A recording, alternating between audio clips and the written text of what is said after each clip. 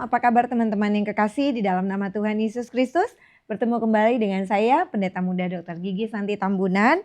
Apa kabar teman-teman semua? Saya percaya kita semua senantiasa ada di dalam berkat-berkat Tuhan dan kasih setia Tuhan yang tidak pernah berubah. Dulu, sekarang, dan sampai selama-lamanya. Jaminan itu pasti menjadi milik orang-orang yang senantiasa berharap dan tetap percaya akan kasih setia Tuhan. Puji nama Tuhan, saat ini kembali kita akan diberkati lewat kebenaran firman Allah yang saya ambil di dalam Efesus pasal yang kedua ayat yang ke-19.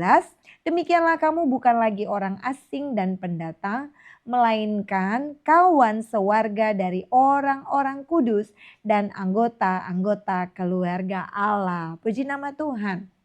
Teman-teman yang kekasih dalam nama Tuhan Yesus Kristus, kita sebagai pengikut Kristus, orang-orang yang percaya kepada Kristus ya, tetapi tidak semua orang Kristen itu adalah anak Tuhan, pengikut Kristus, karena bisa saja itu hanya sebagai identitas. Tetapi kali ini tentunya kita sudah harus mengalami kedewasaan rohani. Dari yang tadinya kita masih kanak-kanak yang masih memiliki pemahaman bahwa saya adalah orang Kristen. Tetapi sekarang kita sudah harus belajar untuk mengerti bahwa seorang Kristen adalah pengikut Kristus. Seorang pengikut Kristus berarti dia mengikut semua ajaran yang disampaikan oleh Kristus. Itu adalah anak-anak Tuhan. Dan tentunya sebagai pengikut Kristus, sebagai anak Tuhan satu dengan yang lain, kita disatukan menjadi jemaat Tuhan. Sebagai jemaat Tuhan, kita berkumpul, bersekutu di tempat yang biasa kita kenal sebagai gereja. Dan sebagai jemaat Tuhan ini kita tentunya adalah satu di dalam satu tubuh, yaitu tubuh Kristus. Jadi di dalam firman ini tadi disampaikan bahwa kita bukan orang asing. Ketika kita ada di dalam satu persekutuan, di dalam satu gereja, kita harus sudah mulai meyakinkan diri kita ketika kita masuk di dalam satu perkumpulan, kita bukan orang asing. Kalau kita sama-sama adalah jemaat Tuhan, kita adalah sama-sama anak-anak Tuhan. Kita berteman satu dengan yang lain, kita adalah anggota keluarga. Seperti ayat Nats tadi, ya kita harus memiliki persekutuan yang erat karena kita memang adalah satu tubuh. Di dalam 1 Korintus 12 ayat yang ke-20 di sana dikatakan memang ada banyak anggota tetapi hanya ada satu tubuh. Sama seperti tubuh kita. Tubuh saya pemiliknya adalah Santi Tambunan.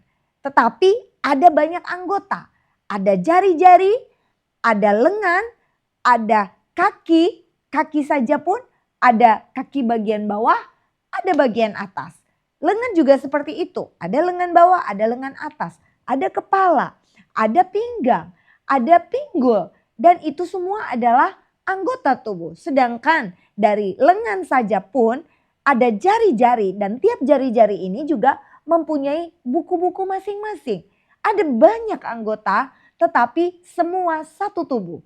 Demikian juga dengan kita dalam persekutuan orang-orang kudus, anak-anak Tuhan yang dikatakan sebagai jemaat Tuhan. Ada banyak anggota tetapi ada yang harus kita ingat bahwa kita adalah satu tubuh. Amin.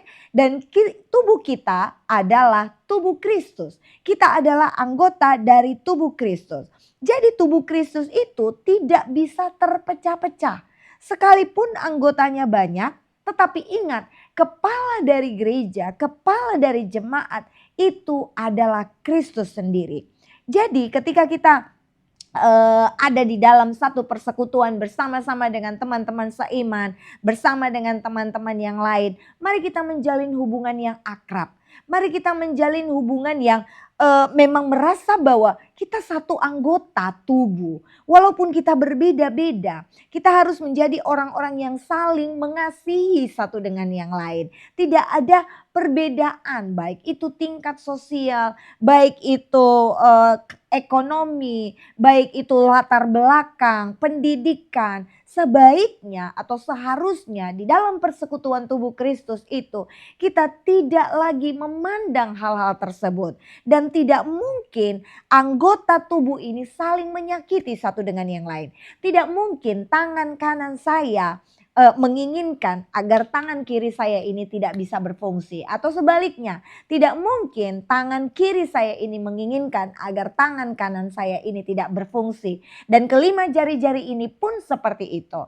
Ya, kalau misalnya kaki kita pun sakit, kaki yang kiri sedang dalam keadaan sakit, tidak bisa mengenakan sepatu. Gak mungkin sebelah kiri pakai sendal, yang kanan pakai sepatu. Tetapi dia akan bersama-sama ikut merasakan kesudihan, kesusahan dari kaki yang kiri, sehingga akhirnya kaki kanan yang tidak mengalami sakit pun dia ikut mengenakan sendal. Karena apa? Berada di dalam satu tubuh. Itu sebabnya teman-teman yang kekasih di dalam nama Tuhan Yesus Kristus, gereja yang bertumbuh itu harus dikenal melalui persekutuannya, melalui pelayanan kasih yang diwujudkan di dalam tindakan nyata. Jadi bukan hanya lip service, bukan hanya sekedar simpati, empati, tetapi memang harus benar-benar mengasihi yang ditandai dengan tindakan nyata. Tidak membeda-bedakan satu dengan yang lainnya. Tidak mengadakan kotak-kotak atau mengadakan sampai terjadi gap antara yang kaya dengan yang miskin ya. Itu sama dengan kita sudah memecah belah tubuh Kristus. Gereja yang berkembang, gereja yang benar-benar ada Kristus di dalamnya. Tentunya semua anggota ini akan menjalankan fungsinya bersama-sama sesuai dengan fungsinya. Tidak mungkin jari kelingking sekalipun dia lebih kecil daripada paha saya, paha kita ya. Tetapi mereka tidak akan mungkin saling menyakiti. Mereka tetap ada di dalam satu tubuh dengan fungsi yang berbeda. Tapi masing-masing akan menjalankan fungsi yang sama. Ketika kelingking ini pun mengalami sakit atau tidak dapat menjalankan fungsinya sebagaimana mestinya, anggota tubuh yang lain pun akan turut merasakan kegangguan fungsi karena ada dari salah satu anggota tubuh itu yang mengalami gangguan fungsi. Itu sebabnya di dalam satu persekutuan gereja harus bertumbuh oleh karena memiliki koinonia, memiliki persekutuan yang indah antara satu jemaat dengan jemaat yang lainnya. Harus ada saling melayani dan tentunya semua harus dilandasi dengan kasih Kristus. Jangan kita menuntut pelayanan, jangan kita menuntut untuk dilayani. Jika kita bisa melayani, layanilah dengan penuh kasih, layanilah dengan ketulusan. Jangan mengadakan tuntutan, saya sudah bekerja, saya sudah melakukan ini, saya sudah melayani ini, saya sudah melakukan seperti ini. Tetapi gereja tidak peduli kepada saya, tetapi keluarga yang ditolong itu tidak peduli kepada saya. Kenapa saya dibiarkan sendiri? Kalau kita mengeluh seperti itu, maka itu artinya kita juga belum menjalankan fungsi kita sebagai anggota tubuh Kristus dengan sebaik-baiknya. Tetapi jika semua anggota tubuh Kristus ini, jika semua jemaat, jika kita melakukan pelayanan kasih dan saling mengasihi satu dengan yang lain dengan tanpa tuntutan, tetapi dengan ketulusan, saya percaya seperti apa yang disebutkan di dalam Efesus 2 ayat 19 tadi. Bahwa kita adalah kawan sewarga dari orang-orang kudus dan anggota-anggota keluarga Allah. Di dalam Yohanes pasal 13 ayat yang ke-14 sampai 15. Jadi jikalau aku membasuh kakimu, aku yang adalah Tuhan dan gurumu, maka kamu pun wajib saling membasuh kakimu. Sebab aku telah memberikan satu teladan kepada kamu, supaya kamu juga berbuat sama seperti yang telah kuperbuat kepadamu. Apa yang Yesus tunjukkan di dalam hal ini berbicara tentang kerendahan hati. Yesus benar-benar menunjukkan kerendahan hati dalam kehidupannya mulai dari saat dia dilahirkan. Dia bukan dilahirkan di tahta kerajaan yang mewah, di hotel yang mewah atau berbintang, di tempat yang layak. Tetapi lihat, Yesus dilahirkan di kandang domba. Kemudian ketika dia juga sudah dewasa, apa kendaraan yang dia pakai? Dia hanya mengendarai seekor keledai. Kita tahu sama-sama bahwa keledai itu dianggap sebagai binatang yang dungu. Kenapa? Tuhan tidak mengenakan si raja hutan, naik si raja hutan atau naik kuda dan sebagainya yang kelihatan gagah. Kemudian di sini juga kita melihat bagaimana pelayanan Yesus yang ditandai dengan kerendahan hatinya. Dia adalah seorang guru, bahkan dikatakan dia adalah Tuhan. Tetapi justru dia menunjukkan kasihnya kepada murid-muridnya dengan membasuh kaki murid-muridnya. Apa arti dari pelayanan ini? Ini adalah pelayanan kasih yang Yesus tunjukkan. Sekalipun dia adalah Tuhan, sekalipun dia adalah pemimpin, sekalipun dia adalah guru, tetapi dia mau merendahkan hati, merendahkan dirinya untuk membasuh kaki dari murid-muridnya. Kaki, tempatnya ada di bawah, tempatnya tidak layak. Bahkan dia dipergunakan setiap hari untuk berjalan. Kalau membasuh kepala mungkin masih lebih layak. Ya, tetapi ini justru membasuh kaki murid-muridnya. Dan Tuhan juga perintahkan supaya kamu juga berbuat sama seperti yang telah kuperbuat kepadamu. Haleluya. Bukan berarti kita rutin harus membasuh kaki dari semua jemaat, satu jemaat dengan jemaat yang lain. Tidak, artinya di sini adalah ini simbolis. Jikapun harus dilakukan, karena saya pernah melihat ada beberapa gereja juga yang melakukan hal ini, silakan saja. Tetapi ini berbicara secara rohani bahwa marilah kita saling merendahkan diri, merendahkan hati satu dengan yang lain. Sekalipun kita adalah seorang pemimpin, sekalipun tingkat sosial kita jauh lebih tinggi, sekalipun pendidikan kita jauh lebih tinggi dari semuanya. Sekalipun kekayaan kita melimpah ruah banyaknya. Tetapi lihat bagaimana kesederhanaan dan kerendahan hati Yesus ini. Dia mau membasuh kaki murid-muridnya. Haleluya. Apakah gereja, persekutuan dari anak-anak Tuhan juga sudah mampu melakukan ini? Melayani, melakukan dengan ketulusan dan tidak menuntut untuk dilayani. Haleluya. Saya percaya ketika kita semua sesama anggota tubuh Kristus meneladani seperti apa yang dilakukan oleh Kristus. Karena kita adalah pengikut Kristus, kita juga harus saling menanggung beban yang sama. Di dalam Galatia pasal 6 ayat yang kedua, bertolong-tolonganlah menanggung bebanmu, demikianlah kamu memenuhi hukum Kristus. Dan kita harus mempunyai empati yang tinggi di dalam 1 Korintus 12 ayat 26. Karena jika satu anggota menderita, semua anggota turut menderita. Jika satu anggota dihormati, semua anggota turut bersukacita. Ini yang harus kita ingat. Di masa yang sekarang, apa yang disebut dalam firman ini justru terjadi sebaliknya.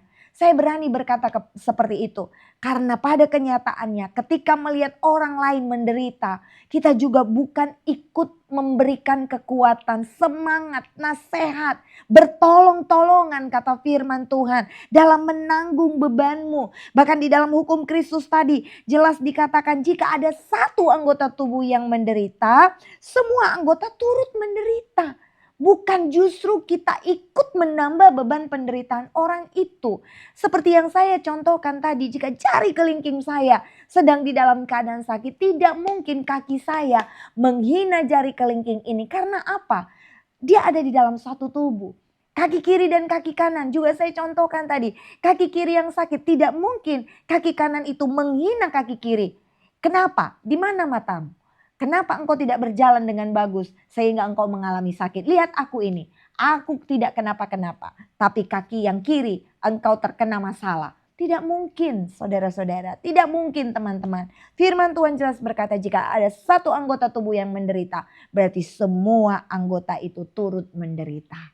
Sudahkah pelayanan kita, koinonia kita, persekutuan kita di gereja, yang kita katakan sebagai tempat persekutuan orang-orang kudus. Kita bukan lagi orang asing. Sudahkah bisa sampai di level itu?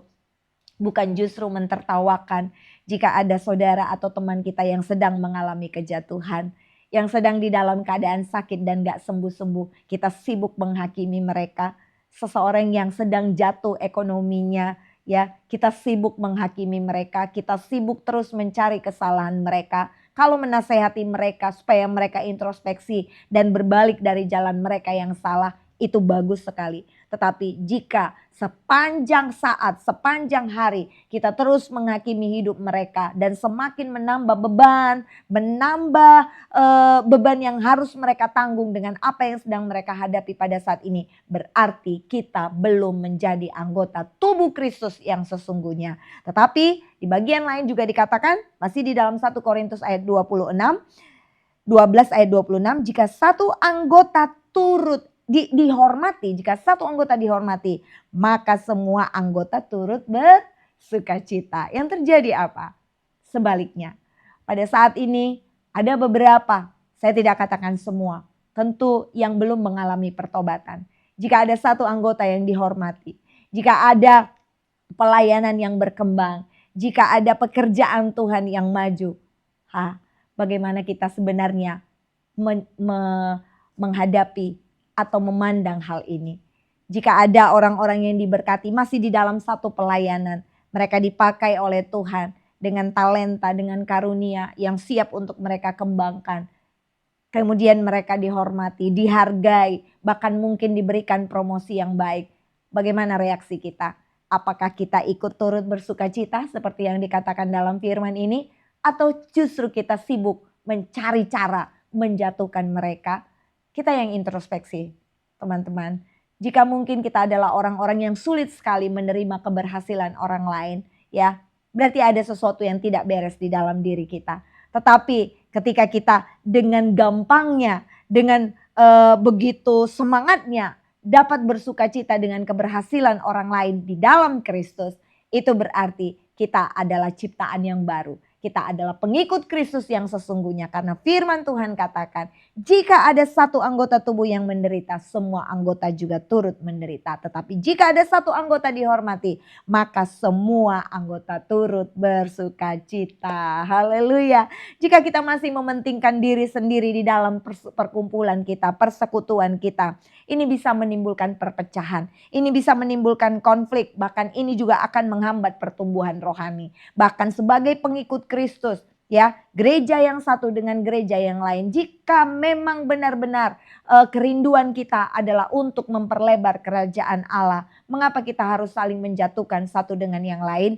Jika ada pengajaran-pengajaran yang sesat, mungkin dapat kita nasihati dan kita benarkan, ya, kita tuntun kepada kebenaran. Tetapi jika karena adanya iri hati, cemburu, mempermalukan dengan tujuan untuk menjatuhkan, bagaimana mungkin kerajaan Allah dapat dilebarkan? Bagaimana mungkin kita dapat menjadi saksi, menjadi terang, menjadi garam dan terang dunia ketika kita tidak mempunyai tujuan yang sama bersama-sama dengan persekutuan atau gereja Tuhan yang lainnya. Itulah sebabnya pada saat ini, mari kita sama-sama memurnikan motivasi kita. Demikianlah kamu bukan lagi orang asing. Jangan kita menjadikan satu dengan yang lain atau diri kita sebagai orang asing, sebagai pendatang. Kita sudah lama menjadi pengikut Kristus, tapi kita masih saja menganggap diri kita sebagai orang asing dan pendatang yang selalu ingin dilayani, yang selalu ingin mendapatkan sesuatu yang lebih daripada orang lain. Tetapi kita adalah kawan sewarga